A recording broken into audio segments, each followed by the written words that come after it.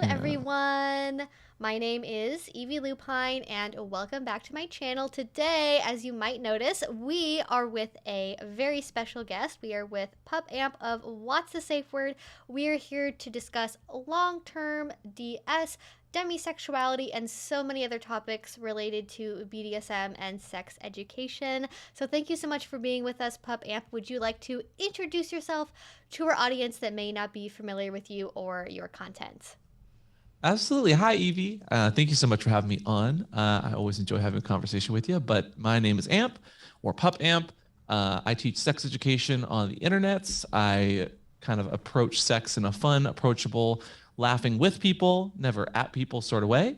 And I'm a gay, cis, white gay. I said gay twice, that just Just loves very talking about gay. sex. Very gay, too gay to function at times. And I'm happy to be here. Yeah, again, thank you so much for being on. So, actually, I think somewhere where we could start actually is you mentioned Demi, and you actually very recently made a video about this on your YouTube channel, which is very serendipitous because right around the same time I made a video talking about demisexuality as well. So, it was kind of like just demisexuality was like in the YouTube ethos, I think, for some reason for that month. It was like Demi was like the hot topic for a little bit. It's true. Yeah, so I was wondering if you wanted to talk maybe a little bit more about how, being a gay man, how you discovered yourself as somebody that also happens to be demisexual and what that journey was like, especially also being somebody that is not only gay, but is also kinky as well. Absolutely. I mean, one thing I did forget to mention, which is topical for this, is like I am also a sex educator and Mm. sex worker. So I did sex work in front of the camera for years with like a bunch of different studios. And now I still do it on like my fan stuff, but I do it behind the camera as well because my partner is and has been in the film industry for 30 years. Mm-hmm. So he's a big old pornographer himself. My journey, though, started years ago when I first found YouTube and was watching people. And I knew what demisexuality was actually. Mm. I forget when, but I picked up the books ABCs of LGBT by Ash Hardell. Oh, yeah. Um, love Ash, wonderful creator. They don't do too much YouTube anymore because I think they're in school for all the good stuff. But I read that book probably about 5, 6 years ago, got a great intro to it. But it wasn't until I stopped doing sex work that I kind of looked at my long-term relationship at the time, which is still going with my partner Christopher, my daddy, Mm-hmm. and I was like, I'm of course attracted to this lovely, adorable, gorgeous guy that I've been with for forever.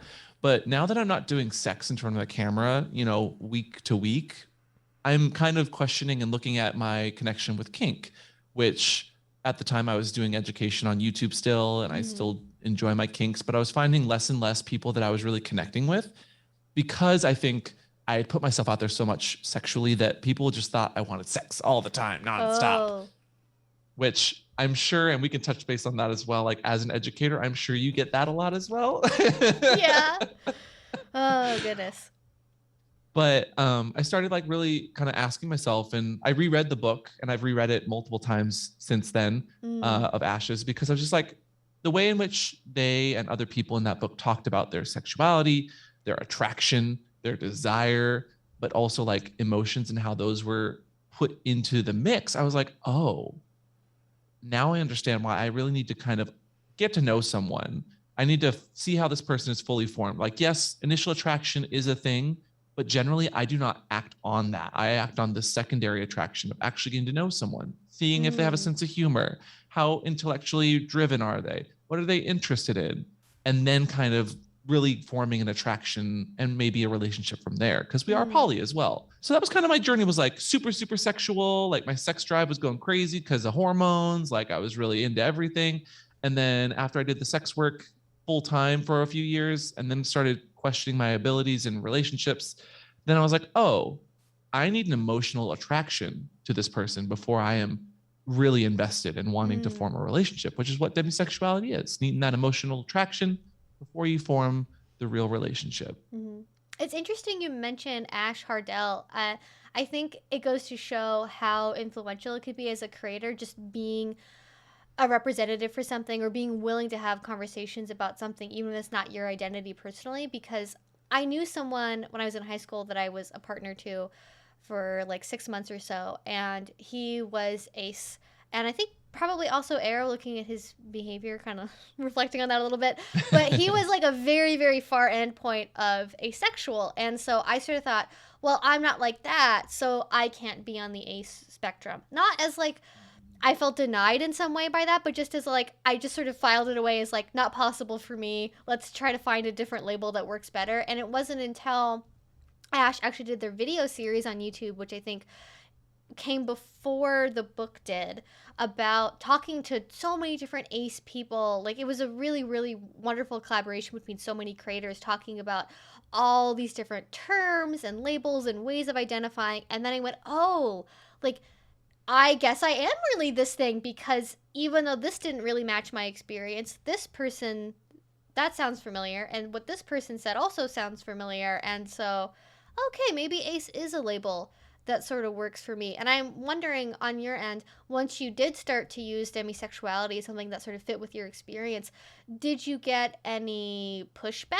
from that, really? Like either just from like social media or for partnerships or maybe like locally, or was it something where people were really like readily accepting of that? Because I've heard very different experiences for people that identify as demi in the myriad of ways that people respond to hearing that label. Sure. So I knew I was demi probably about a year or two ago. I don't know the moment that I was like, oh, but it was like rereading that book and just doing some studies for another topic video. Then I was like, oh, okay, that makes sense. Oh, I'm warming up to this. Oh, yes, that's me. Me.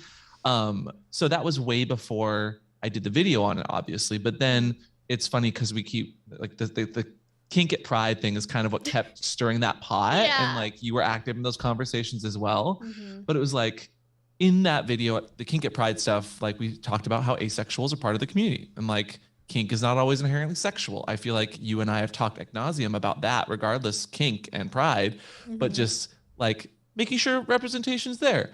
And then after I did the kink at pride stuff, people were like, wait, explain that. I want a video about demisexuality. You've done porn, like you can't be demisexual and do porn. Like, and I'm like, well, that's a great question.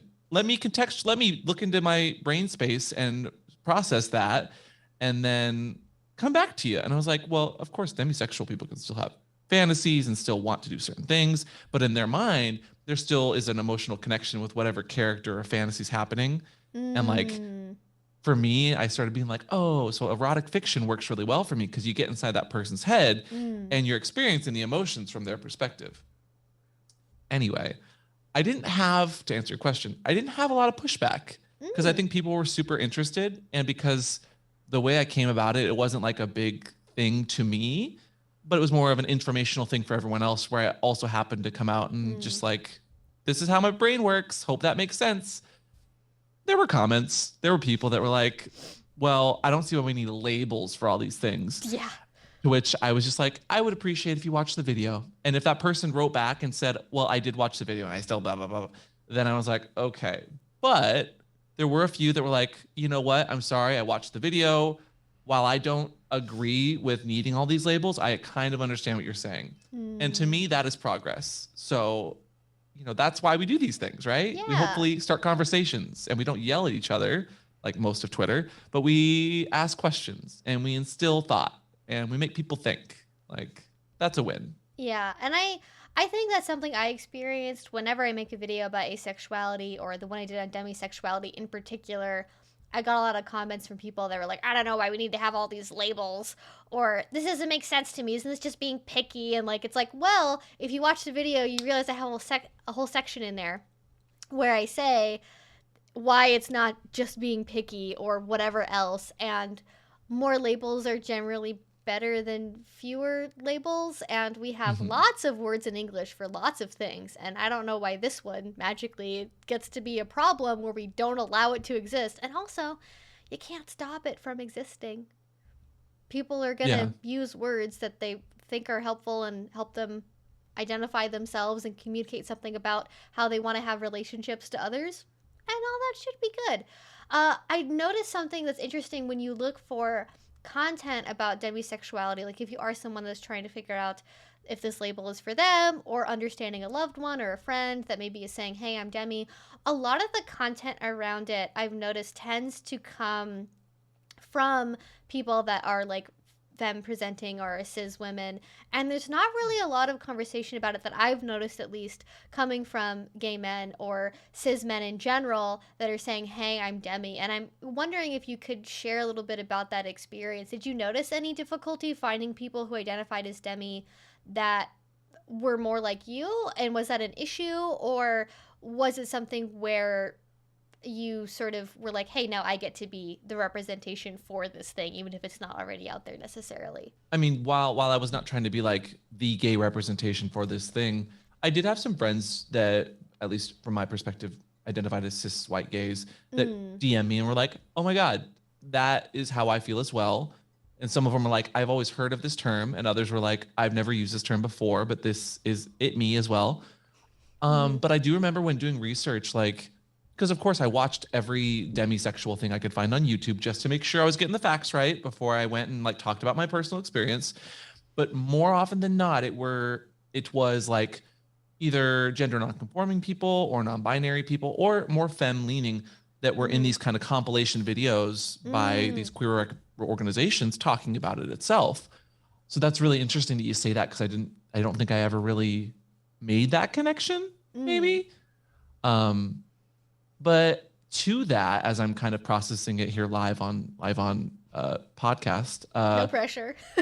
Yeah, no. Not feeling pressured. I'm just kind of like having an epiphany moment of like, I wonder if there's a certain level of like, gay men are very sexual and are always, you know, I mean, we have so many apps. We're always pretty much forced to be sexual by society, by the way that they portray us. But also at the same time, we are very sexual beings because we've been repressed our entire lives, you know, up until turning sexually active, and we're able to do it because we're now adults. So that's kind of like my journey, because I was raised Catholic. I wonder if maybe there's just not enough people that are actually understanding what demisexual is, and they see the whole ace spectrum, and they're like, well, I'm not asexual. I'm not that, you know, because I'm a very sexual person. But like, I was also very sexual until I sat down and started doing research, because I was like, I'm not attracted to these people the same way I'm attracted to my partner. Why is that? And I think that this kind of leads me to a question, not that it's my podcast, but I find that a lot of sex educators are more on a spectrum of some kind. So generally, and I don't know why, but the ones that I've seen are like on the asexual spectrum in such a way, or even demi, because they are doing the research, they have the verbiage, they know what they're talking about because they've done so much research. I don't know if that's your experience though. So like, I think there could be part of, I sort of had that thought in my own head, where I think sometimes part of the reason why I talk so much about sex, or I've read so much about it, is because like I almost feel like I need more help to understand it. And so it's like part of it is originally like, what are those sexual people doing in their brains? Help me understand this better. Because, you know, being polyamorous, like I do mostly date people that are allosexual, who are not asexual people. And so I have to also, you know, understand myself as an ace person, be able to explain that to other people, and then also understand where my more sexual partners are coming from and how they relate to the world. But I sort of feel like as an educator, I feel more like an anthropologist or something sometimes, where it's like I'm studying this like outside culture and like kind of explaining it to other people, even if like, you know, I may do a video about oral training for like giving fellatio or something. Is that something I'm personally into necessarily as a regular part of my activities? No, but because I can have that personal separation from it, because it's not something I'm like sexually invested in, I feel like sometimes that helps me be a more objective educator in a way, possibly. Or maybe just because I can find it more interesting in that more educational way, as opposed to like engaging with it for my own sexual reasons. Just sort of the thoughts I've had around it. But I have noticed that to people that tend to be sex educators, and I've had this show recommended to me before, but I've never watched it. I think there is a show on Netflix that's called like Sex Education, and I think the main character in it is Ace, and like his friends go to him for advice about sex because his parents are sex educators or something. And I'm like, it's a really good show, I will say. Is that a good I've watched summary of it? Kind of. Okay. But it's pretty much this high school or uni kid that his mom is a therapist, a sex therapist. Oh, yeah. So he pretty much is like the sex therapist for his, you know, peers at school, because he lives in this household with phallic objects and books at his disposal. And the acting is all great. The representation is amazing. They cover and touch every little part of every community, at least at a surface level, maybe, but at a respective surface level that doesn't, take advantage of or take granted for whoever they're trying to cover, whether they're cis or gay or bi or asexual or maybe non-binary. So you would really enjoy it, I think, from one educator to another. But it's a good show. It's a good show.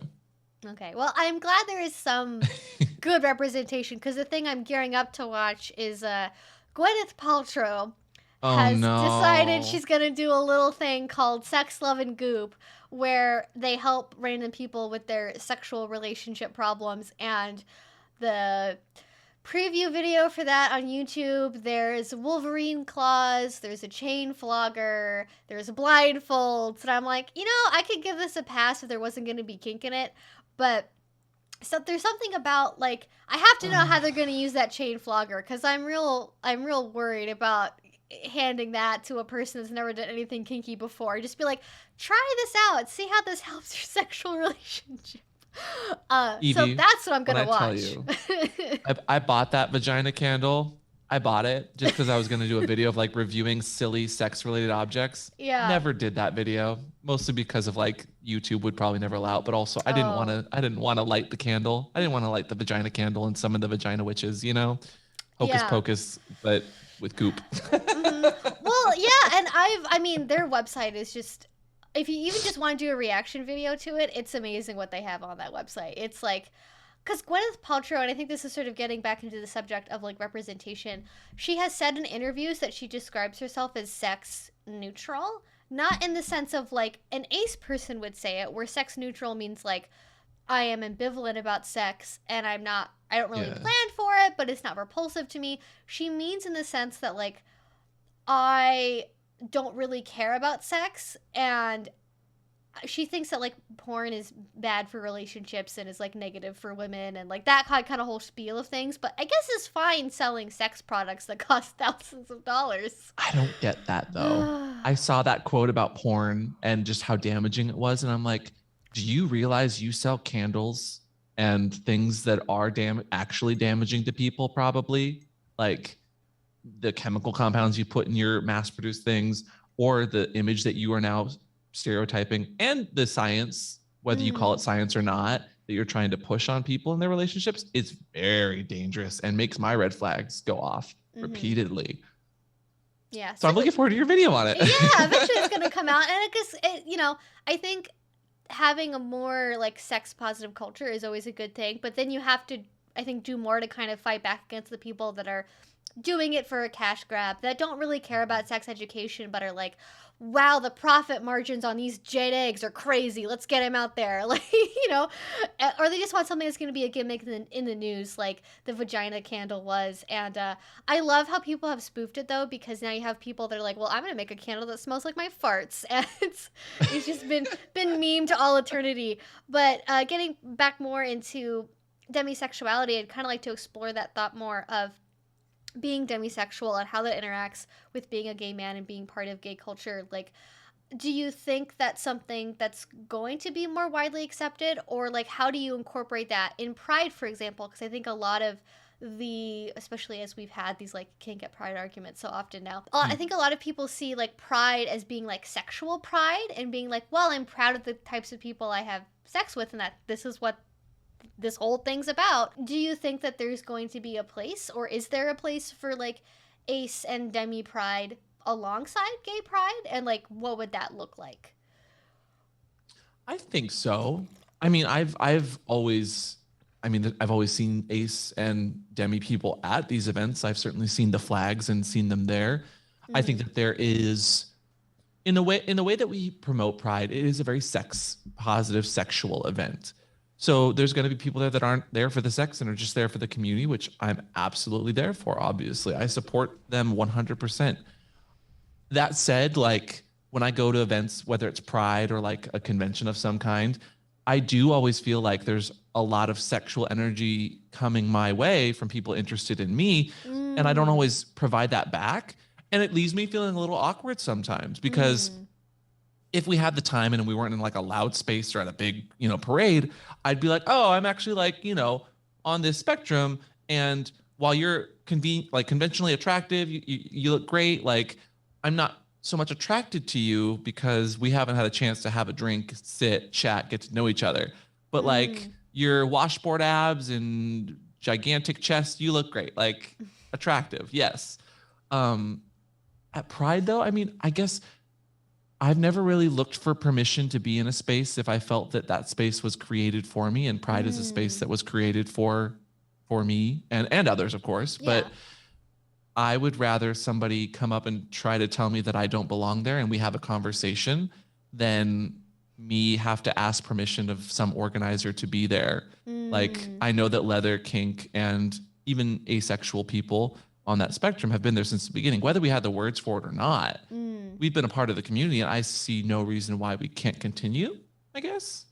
Does that kind of Yeah. answer your question? Yeah, kind of. I think I'm sort of asking that from the perspective of someone that like is discovering that they're demi or on the A spectrum somewhere else. And they're like, okay, well, I want to go to Pride. And where I live, we have like a whole ace contingent that goes to Pride together. Yeah. So I mean, I'm more asking for the sake of people that are trying to find that confidence to go to events. Or also I think something really important is like, how do you navigate being in a space where you are feeling that sexual energy pushed out towards you when that's not something you necessarily want to receive? And like, how do you learn to feel comfortable with that? Oh, sure. Okay, that makes more sense. Well, then, first of all, get out there. Go to Pride. You have my permission. If you need a permission slip, I'll sign it. You get out there, demi people. Follow up though. I mean, bring a flag. Wear some Mm. colors. Like do something that allows people to start a conversation with you that's not aggressive or that's not going to make you awkward or them awkward. Like having a flag in like the background of streams when it's not Halloween and there's not tons of lights everywhere if you're watching this, like people come in the chat all the time and they're like, oh, I see the gender queer flag. Oh, I see your kink flag. Oh, I see your pride flag. I see your trans flag. I see your asexual flag. And like people appreciate that. And even though I am not all of those things, having that there allows us to have conversations about it and show that I support Mm. a number of different communities. So I think that having your own little flag, whether it's on like a backpack or maybe you have a little pin or something, can be super helpful to start conversations in a really positive, hopefully educational way for not just you, but for the other person that might be interested in you. Yeah, I think that's a really good tip. And it's also really good for introverts in general. If you're like, okay, I know I'm a big old lesbian and I want to go to Pride, but like, I'm nervous about having conversations with people. Help! What do I do? Like, always wearing like I've met people wearing this T-shirt before that like meet me in random places. Just having some kind of pin, a patch, a T-shirt, whether that be your pride flag, whether it be some kind of nerdy hobby, especially around here. Like, there's so many, just like such a big overlap between like queer culture and nerd culture that like if you even have like you're really into like Assassin's Creed or Magic the Gathering or whatever it is, like something that you Mhm. can show and you can start a conversation that's based around that as opposed to like, hey, you look hot, if you don't want to have that kind of conversation.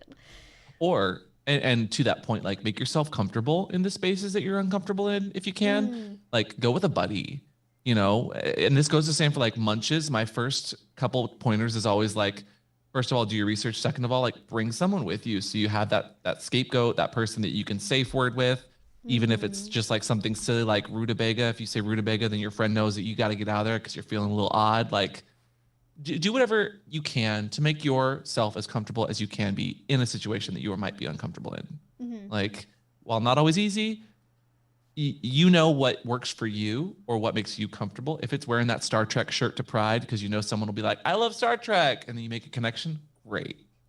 Yeah, and also it's like Star Trek definitely has like canon, like that's where we get the term slash fic from. Like it's the perfect Oh, shirt I exactly. think for Pride. So like that's such a good tip. And actually this reminds me of a couple of things. One, great segue into a particular question I have, but to get sort of along the same point of feeling comfortable in spaces, like even if you only go for like 10 minutes, be that going to like some kind of like night at a gay bar that's like a trivia night, or going to a munch, or going to a mosh or something, if you only go for 10 minutes and that's, you're like, oh, I feel so nervous, I have to leave, I have to go, like, get a breather outside, like, you went, and the next time it's gonna be easier. And just take comfort in that and knowing that everyone has to start somewhere. And it's not always comfortable for all of us to get started in places. We're not all like super confident extroverts that love having everyone go, oh my God, new person, right? I've never had that actually happen where somebody's like, oh my God, new person. But if you're worried, just go for a little bit. You can always come back later, you know, later in the day, come back next year when you feel more comfortable.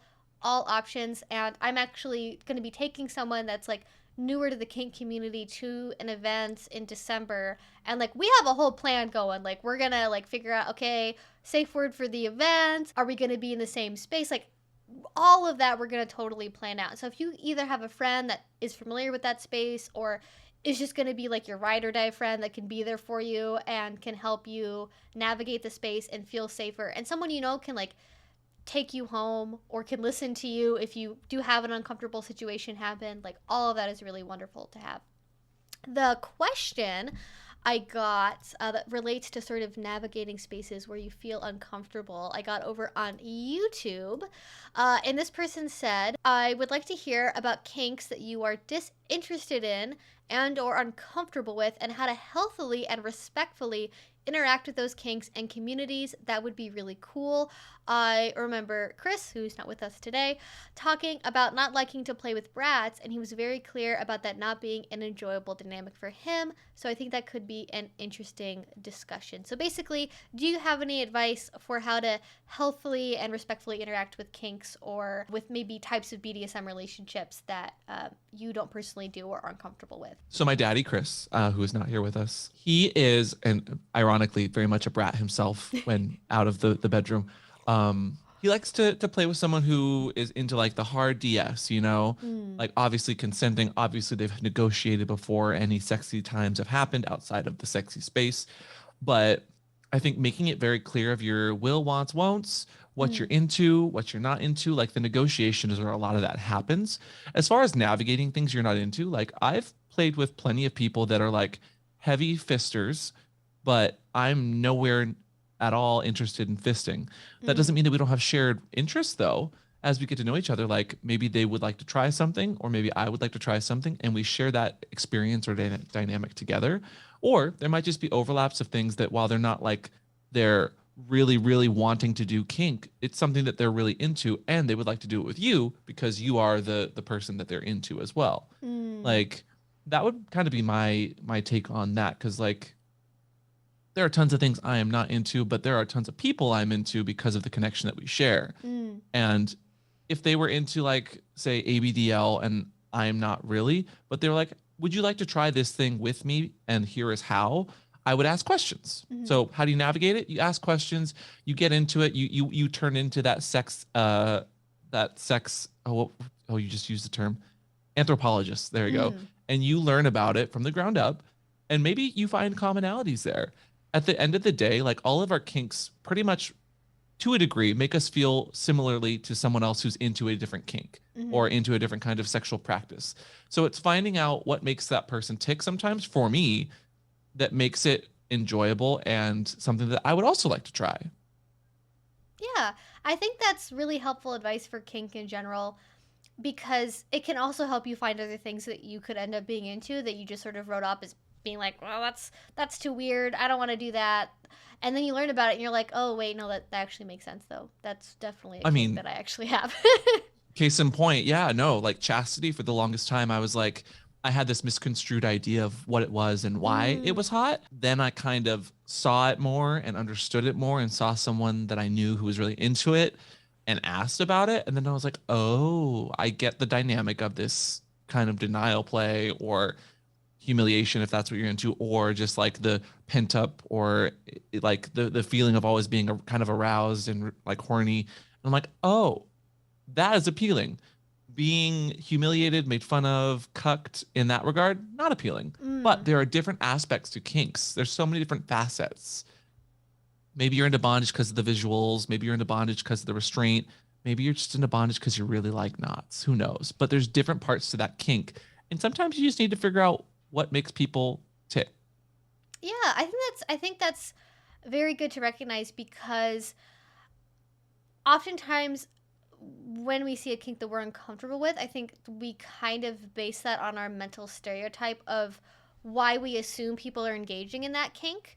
And I know a lot of people, for example, are uncomfortable with ABDL because they're like, oh, well, they might understand in their heads that it's not, trying to do anything inappropriate with children for real, but like they think in their head that, well, secretly maybe this person is really doing it because they're like into kids. But when you actually learn about it, you talk to people about it, you realize it's about that feeling of like security and comfort, or having someone that has like total control over your life choices, or having the permission to be able to play and do things that as adults in everyday life we don't always have the time or like the social permission to do, like wearing certain colors of clothing, or maybe doing coloring books or watching certain TV shows, whatever it is. And then when you learn about the background of it, you understand more beyond that stereotype, and that can help you feel much more comfortable. And I think that's especially true with things like chastity, for example. I think anything, at least in like the het community, that's associated with like male submission, oftentimes it gets stereotyped in a very particular, usually negative way. Like chastity is like, again, that humiliation thing where it's about like you're like a worthless little like wimpy humiliated cuck sub, and like that can be part of it, but also it can go way beyond that as well. And I think anything that you can do to internally fight your own stereotypes will help you have a better kink journey and help you find more things that you were like initially closed off to as well. Yeah, agreed. That's been my experience with a number of kinks that I might have initially written off, but then learned more about. So again, learning, knowledge is power. Knowledge is power.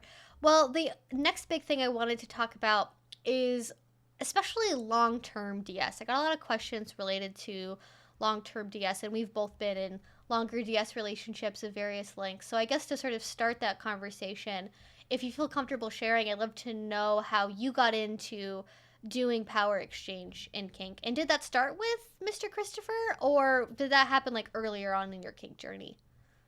Yeah. Well, it didn't start with Chris. No. He is technically my second daddy that I've ever had. But even before that first daddy, I had a boyfriend that was very kinky. And before that, I had boyfriends who, off and on, we kind of did some bondagey stuff. But I've always known I was kinky. And I always knew I was into that, like that power play, whether it was DS or if I knew what to call it. But I liked, having someone struggling with consent in like ropes as long as I could remember how to tie ropes. Like I had that fantasy in my head, and of course didn't go after it until I was allowed to and legally able to. But my experience, if I wasn't going into a relationship already having had that conversation, the relationship usually didn't work out. And by that I mean like the person might have been kink adjacent in my mind until we really had a relationship, and then they were very much not kinky, even though I would try to educate them and slowly open up. Then the relationships that I got into after that were very open from the get-go. We were both kinky. Didn't work out, but that's okay. Then it was like very much strictly DS with a daddy who was married to someone else, and I was the puppy to that, kind of getting my feet wet in that dynamic.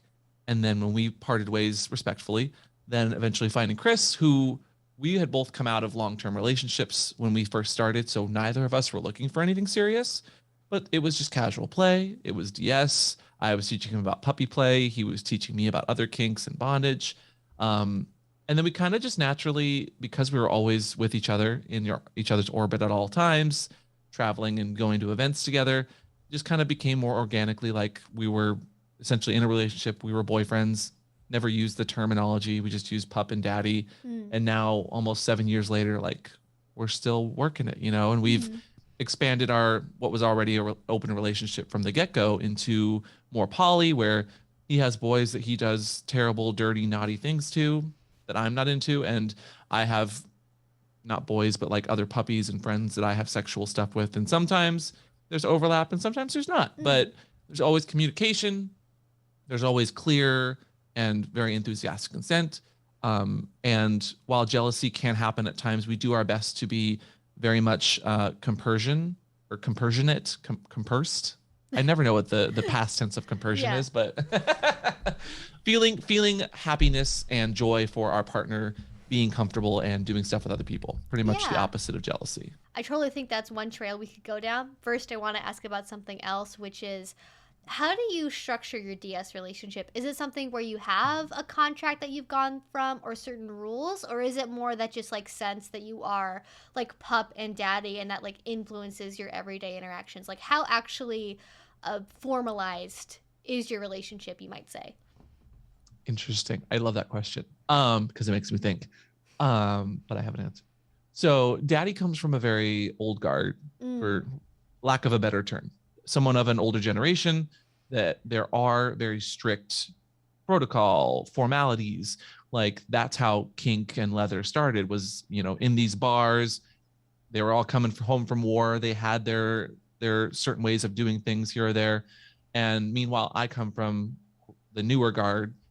Again, lack of terminology. That's just what we call some of the younger kinksters. And so where he and I not clash, but come together with our different perspectives and upbringings in kink, I learn a lot from him and for like the formalities, but he learns a lot from me and like the new age terminology that is sometimes PC, but sometimes just us making new terminology, you know, and coming up with these new kinks and verbs. So it's always just been our relationship has just always been one of constant, open, very enthusiastic communication. If there's ever something weird or we're not sure about, we've probably had a long conversation about it. If there's ever a question about like where our dynamics are, we have a conversation. From the get-go, though, it was always like, he's my only daddy, I'm the only puppy, he's my only like true dom. Like other people can dom me, that's totally fine. He doms other people, but like we are primaries first and foremost, no matter who else comes in.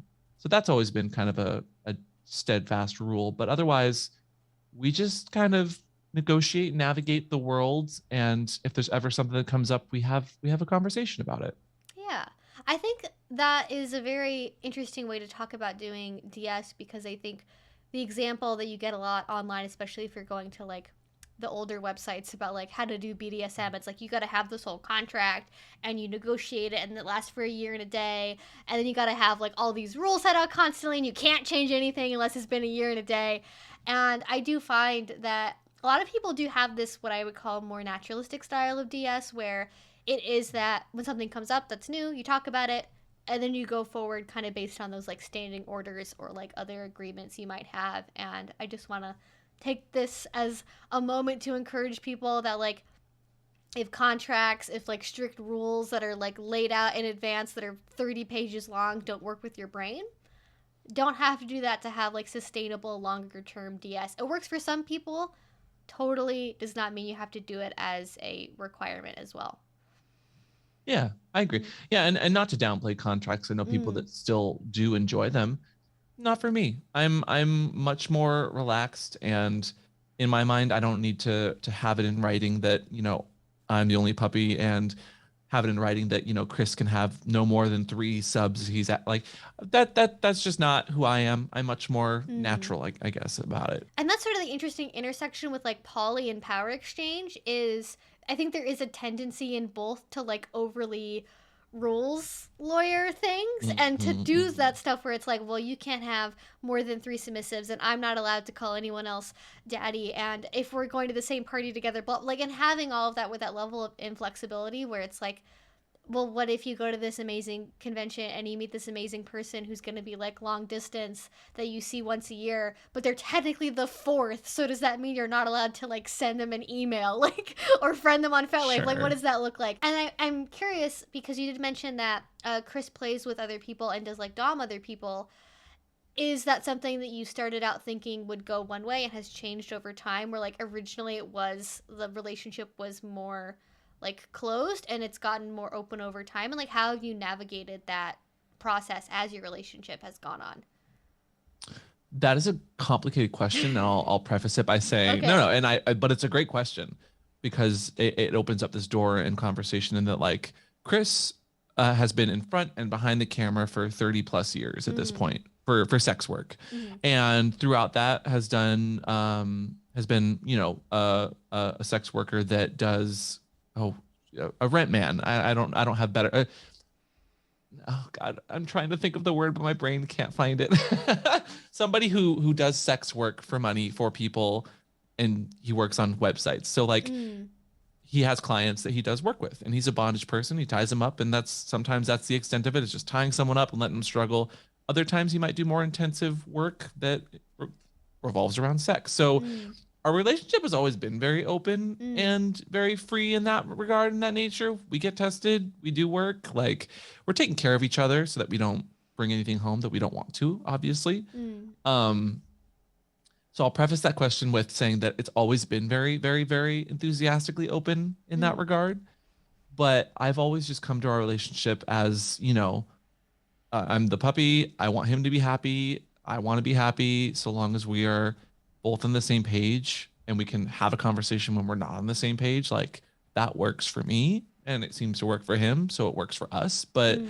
we are a very odd couple that also is in this realm of sex work where we're providing fantasies for direct people sometimes if you're doing, a house call, but Mm. also for people on the internet. And so like he'll post something on Twitter about like, how he's doing these horrible dehumanizing things. And then he comes home to me and I'm like cooking, dinner. I'm like, oh, how was your day? And like, we act like, nothing's happened Mm. because in our world, nothing's happened. But front facing, sometimes it can appear that we're always having sex and always in this Oh. 24/7 DS relationship, which it's not the case. Like I do a lot of the checkbooks. I do a lot of the Mm. planning and producing. He buys tickets to events when we go to events. Like like a 50/50 relationship. Even Mm. if I'm the sub and he's the dom, I'm taking care of him sometimes and he's taking care of me. So it's a very odd like fantasy versus reality relationship where sometimes he'll be doming a boy and like that boy's daddy's like, well, you can't say that about them online on your OnlyFans, just for fans, whatever page. And we're just Mm. like, it's a fantasy. Like obviously we're not looking for another boy. Obviously we don't have this live-in boy that is clearly in a relationship with another sir. Like, Mm.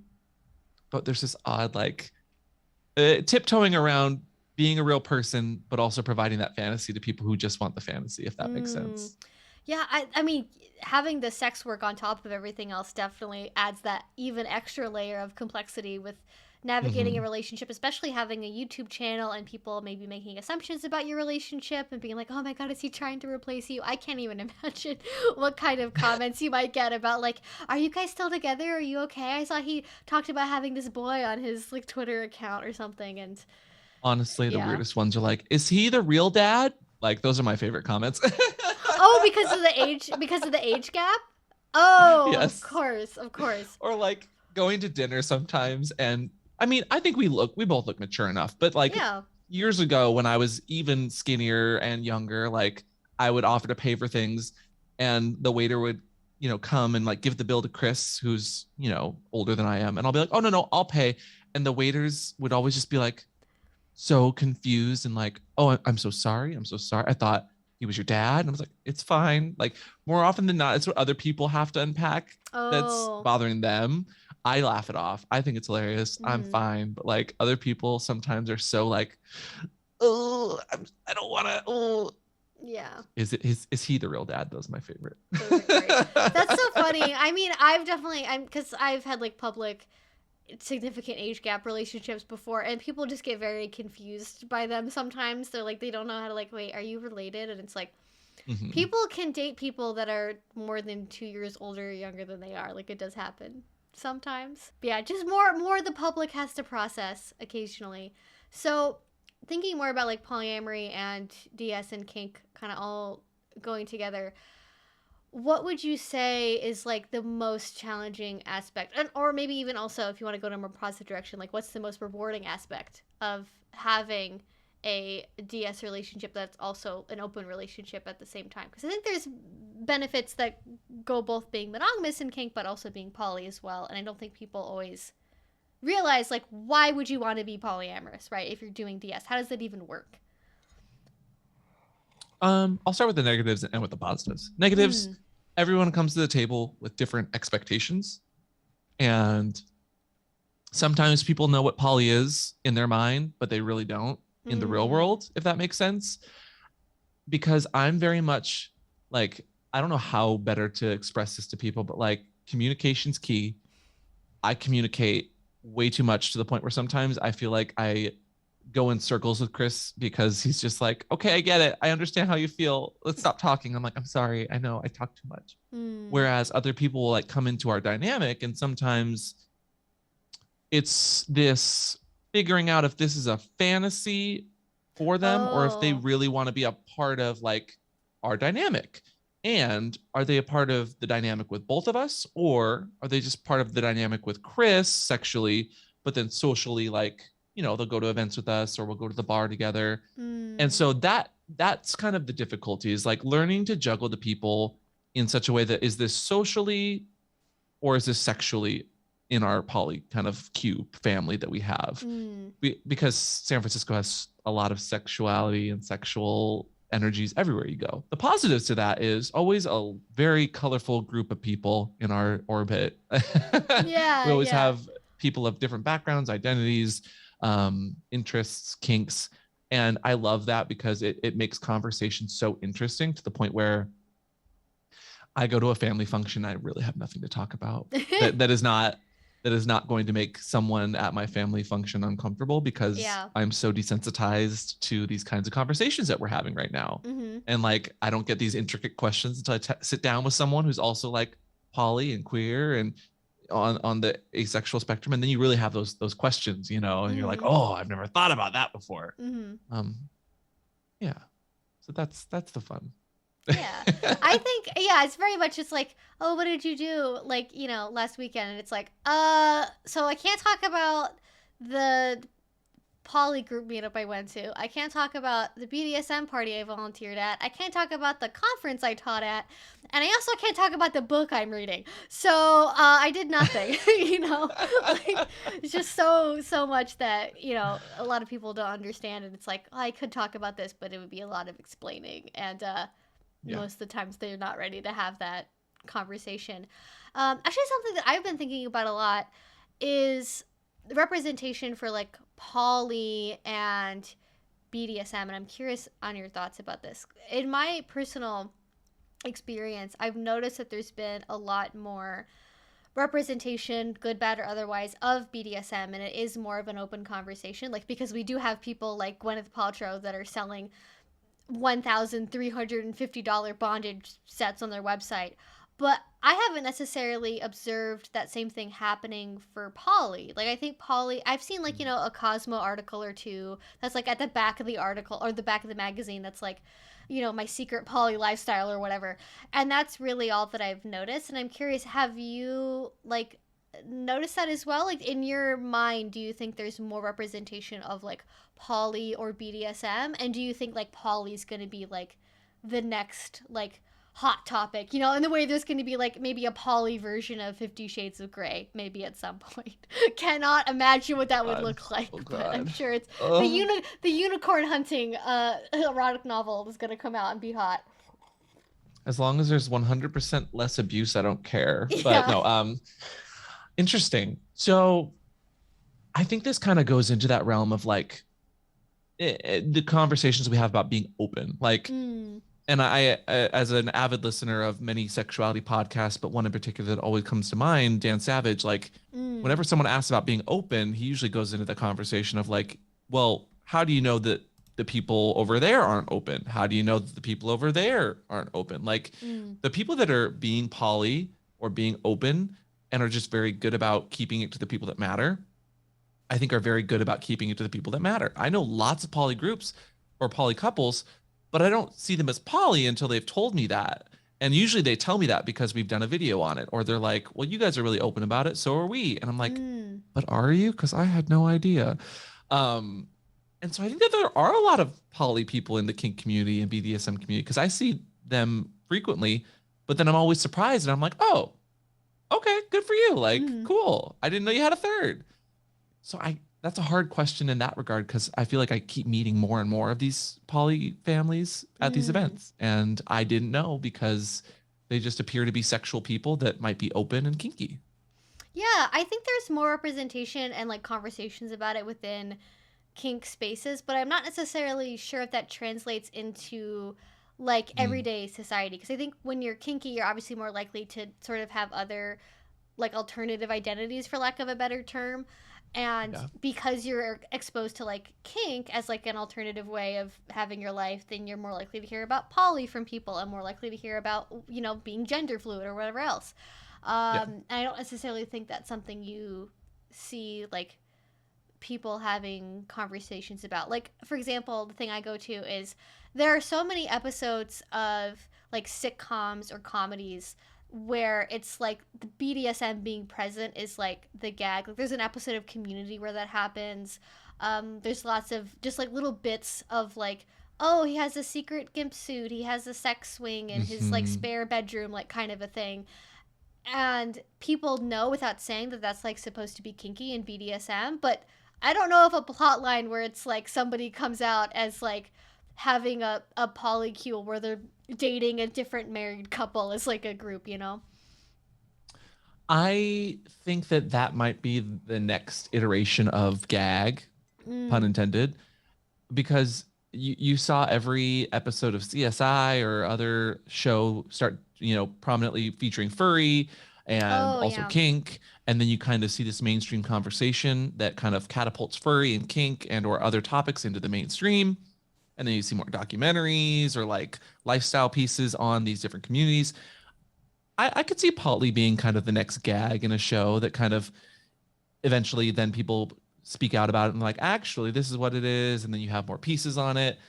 I don't know though. That's hard for me to estimate or see coming. I'm not sure though. Mm-hmm. Because again, I'm just in such sexual spaces all the time. I guess I don't, it's not something I need to be clarified unless someone wants to tell me about it, maybe. Yeah. I think I would love to see that ultimately be the goal for like as many people as possible, is like we can just be like comfortable being in a space, and sometimes we do like say really loudly like, hey guys, guess what, we're poly, and like everybody knows from the first day you're there. Sometimes it's just like, yeah, we're poly. Yeah. It's like, you know, that's why you see me go to some events with one person and some events with like a different person, or why there's always 3 cars parked in my driveway. You know, all of that stuff. So yeah, I would hope that it's going to be at least somewhat the next thing. But then again, I know there's going to be CSI episodes where it's like it's the secret second girlfriend that did the murder, and like that's going to be how it comes out probably. I mean, as long as they name the episode like The Last Unicorn or something Oh my silly like that. god. Like Yeah. No, I think we first have to get over like monogamy versus openness. Like Oh that's yeah. still a taboo thing.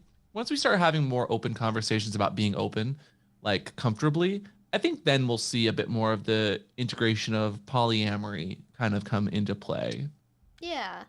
Yeah, I think that'll probably be the case. And I feel like in some senses that door is already open, but it hasn't always had the best representatives around it. Like, I think for a while, like, Tana Mojo was, like, openly poly with, like, Jake Paul and Bella Thorne. And, like, they had, like, a triad relationship or Um, something, I think. I don't remember that totally. But maybe we shouldn't any have, like, relationship could be better than that one, though, as far as representation. Please. yeah, anything. Please. I Ugh. mean, better than 50 Shades of Grey, but, like, maybe we not have that combination of people be like the thing that people go to when they're like, oh, Polly, right? Like Tana Mojo did that one time. Oh goodness. Oh goodness. If the best representation we have is someone who filmed a dead body in a forest, somebody who pretty much ruined OnlyFans for thousands of creators, Mm-hmm. and someone who had sex with a toothbrush, then I think we can do better. Yeah. I believe in society that we can do better as far as poly relationship I'm representation. hoping. Yep. I'm kind of hoping. I know we're like way into pop culture stuff right now. I'm kind of hoping it'll be Will Smith and like his wife, because like I've heard that they're like in an open relationship. Like she's talked about it on like podcasts and stuff before, and I just feel like that would be amazing, because you've seen like how like there's the meme, right, of like Will Smith being like, look at like on the red carpet, right, where it's like, look how beautiful she is. And I'm like, if that could be poly representation where it's like he's doing that to 2 women, right, or like a guy and a girl, right, that would be so fun. But that's my pie in the sky dream. I would love to see I'd be okay with something that. like that. I'd be okay with that. Mm-hmm. So let me see here if I have other questions from YouTube. Okay. So going back to long-term DS, someone on YouTube asked, "What surprised you the most about yourself going into long-term DS?" Ooh. Um, what surprised me the most is that I oh, that's a hard question. I don't know that many things surprised me. Maybe that I really just care about people having sex, having fun, and being safe. Because like I Mm. could probably care less how much sex my partner has, so long as I'm also feeling like good, like GGG in all respects. So Yeah. long as they're being safe and having fun, like I probably don't care how much sex Chris has with people, Mm. because I know at the end of the day, we're good. I love him. He loves me. We have a relationship, and we enjoy each other, sex or not. Like Mm. that's all I care about. Maybe that. Yeah, sort of that like a ability to experience compersion, maybe. Yeah, my ability to experience compersion is a good answer on that one, I think. Yeah, I think that's something a lot of people are surprised about going into anything with like poly or open relationships is because it's like that was not a word that was in my vocabulary until like I don't know 3 4 years ago maybe. Like this is not a word like, and even now I think if I put it in a Google Doc it like tries to correct the word like I just think it's a real word. Oh, it Yeah. does. I've written a number of scripts and it Mm. doesn't understand the word anytime. So like more words, please. Yeah, it's something that I think more people are going to learn about because at least from my perception of it, I think oftentimes we live in a society that glorifies jealousy and like thinks that being jealous means you care and that somebody being possessive means they're like a good partner and devoted to you and that doesn't have to look that way and that you know you being comfortable with your partner having a lot of outside sex doesn't mean that you don't care about the relationship or that you're only a casual relationship. Because I think sometimes people will be like, oh, okay, yeah, that's fine, but only if you're like casual. If you're serious, you're supposed to settle down and close off and, do the whole normal monogamy life plan, right? Yeah, no, in my mind, like I feel that I care more because I'm not insecure about my partner doing things with Mm. other people. At least that and again, that's just me. But like I would rather them get all the kinks out that I don't enjoy with Mm. someone who does enjoy it than like hold them hostage and be like, "Well, you can't do that with anyone else but me because Mm. I'm important."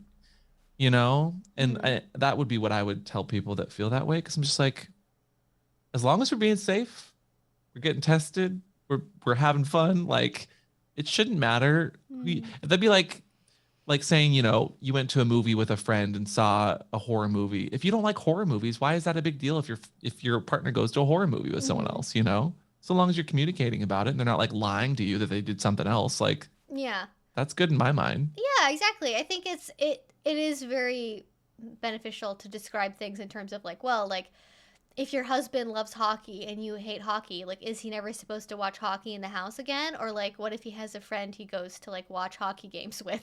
Like Yeah, it means you're both like as long as you're not being left every night to go watch hockey and they're really doing something else, why not have other people they can do other fun things with and then you also get to still do fun things with them. It's not a zero sum game here. Like as long as they exactly. have the time available to manage all those relationships, which hopefully they would if they're trying to do them, you know, as long as everyone's getting their needs met, that's really like ultimately the goal, I think. Agreed. Yeah, I wonder, do you think your demisexuality like has anything to do with that like perspective in terms of like being really comfortable with him getting his outside sexual needs met, or is maybe that more coming from the fact that like sex work is part of who you are as people and like the work that you do and it's just sort of like a fact of being in the relationship is like outside sex is going to happen. Yes. Yes, and Yes, yes, and okay. I think that Chris is more sexual in general, and he's not on that spectrum. He's just a Mm. sexual person, which I love about him. So he has more of a drive and need there, probably. But also the work in which we do and how we do it, like we're always revolved and around sex. So like when I'm doing the sex, it's generally purposeful and is intentionally with someone that like I'm attracted to because that's how my attraction works. Like I need to really be invested in someone, where he's not only creating content, but has more boys in his kind of poly part of our family that he's attracted to. And that's fine too. Like I get to have some fun with some of them that I get close to, and we all make it work. But I think that the demisexuality of it all and the way in which we put ourselves out there definitely affects how my relationships work, if that makes sense. Like I don't want to, I'm not a super sexual person, especially at events or things where we're meeting people that might be quote unquote fans, because also ethically, like that's not super okay to do either, you know, if that makes kind of sense. Like that doesn't make me demisexual, but that definitely works into our working and interpersonal relationships heavily. Yeah. That makes sense. I feel like that's a very complicated, like I'm a complicated person. I'm sorry. Yeah, no, it's good. I mean, I love getting to have conversations like this because you do get to go down into those more like complicated areas. And I definitely know that whenever I'm at an event, it's like, oh no, somebody might know me from YouTube. And like, do you ever, this is sort of related to that, do you ever get like self-conscious when you know that like people who know you from the internet are going to be there, and like how that affects your behavior? Not necessarily with like how you interact with them, but like knowing that other people could like watch you and like talk about you on Twitter or like post in a YouTube comment or something. Hey, I saw you at like IMR this weekend and you did that crazy thing with a vac bed, and like, you know, kind of sharing your stories that I think most of us assume are like private from being in a dungeon and now suddenly like out on social media. Yeah, well, no, all the time. Like I'm obviously going to be much more flirtatious at an event where I don't at least think anyone knows who we are, and we haven't promoted that we're going to be there. But like at an MIR sort of thing where we have a booth and we're promoting and we're helping people like put on gear literally all day, every day, or giving them a TENS unit to like test out some shocking abilities, or even helping them into a chastity device. Like that is a sexual space, but it's not an emotionally sexual space for us. It's work for us. Yeah. But then to that, like over the event of the the weekend, like I had people like, oh well, like so and so said that you were really upset about this part of the contest, and I was like, what? And we were in the front row of this contest, so like we were on the screens and like the teleplay of it, and so like everyone saw we were there. And I guess at one point, one of the contestants like threw confetti. It was almost like they were coming, you know, it was like confetti. It was part of their scene. And it like got on me and my people at my table. And I was like, oh my God, I didn't consent to this. But like in my mind, I'm like laughing about it. Yeah. And someone outwardly of that was like, oh no, he's upset that he didn't consent to being part of this scene. And I'm like, no. Totally like joking with my table. And they're like, oh, he thought that you were upset. And I'm like, so it's like managing other people's expectations too sometimes. Yeah. Like I'm just there to have a good time. But like if I say even the slightest thing like, oh, I didn't consent to this, someone might take it the wrong way. So I'm always trying to be just hyper vigilant of like consent. If I'm putting a chastity device on you and touching your genitals, like I'm having a great time, you're all good. Like the littlest thing you say to someone who might look up to what you do could be taken completely the other way, you know, where I'm joking, they might take it personally, if that makes sense. Yeah, I think that definitely does happen where it's like, no, I meant that as a joke, and like you thought I was serious. Like, I know that's happened before, like, not necessarily with people that like knew me from the internet, but like friends I've had in the kink community. Like, I've said something and like I meant it as a joke, or like it wasn't that serious, and then it comes back around as like, oh, well, you seemed really upset about this. It's like, no, I was just trying to I was just trying to make a joke, and then eventually it gets worked out. You know, obviously, it always goes back to that communication thing and being, you know, clarity and all of that. And it usually sorts itself out after you talk about things. Who would have guessed? Yeah, and I'm a very socially awkward person to begin with. Like I've not always been as open, obviously, as I am now, and I'm sure you've experienced fluctuations of that as well. But like self-deprecation is a coping mechanism for me. I'm very good at like being self-deprecating and joking and bantering, but I think sometimes people don't realize that like that's what's happening. They might think I'm being serious. And so like, yeah, it's just the communication. Yeah.